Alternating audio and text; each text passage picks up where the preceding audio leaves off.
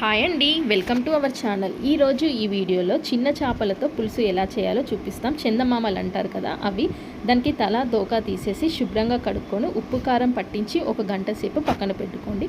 ఇప్పుడు పులుసు పెట్టడానికి ఒక వెడల్పుపాటి గిన్నెలో కొద్దిగా నూనె పోసుకొని అది వేడి అయ్యాక పచ్చిమిర్చి, ఉల్లిగడ్డ పేస్ట్ వేసి బాగా వేగనివ్వండి. దాంట్లో కొద్దిగా పసుపు కూడా వేసుకోండి.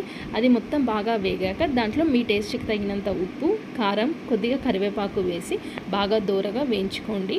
ఆ తర్వాత ఒక టమాటా తీసుకొని దాన్ని పేస్ట్ లెక్క చేసుకొని ఆ టమాటా పేస్ట్ కూడా వేసి బాగా మగ్గనివ్వాలి నూనెలో.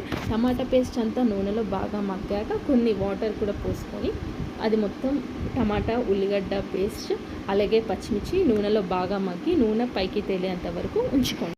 టమాటా పేస్ట్ బాగా మగ్గాక నూనె పైకి తేలాక దాంట్లో చింతపండు ఉంటుంది కదా, అది బాగా నానబెట్టుకొని ఆ చింతపండు పులుసు అనేది కూడా పోసి బాగా మరగనివ్వాలి. 2-3 పొంగులు వచ్చే వరకు ఉంచండి. ఆ చింతపండు పులుసు అనేది బాగా మరిగాక దాంట్లో మనం ఇందాక ఉప్పు, కారం కొద్దిగా వేసుకోవాలి. ఉప్పు కారం ఎందుకంటే ఇందాక మనం కూరలో వేసాం కదా, మళ్ళీ ఎక్కువ అవుద్ది.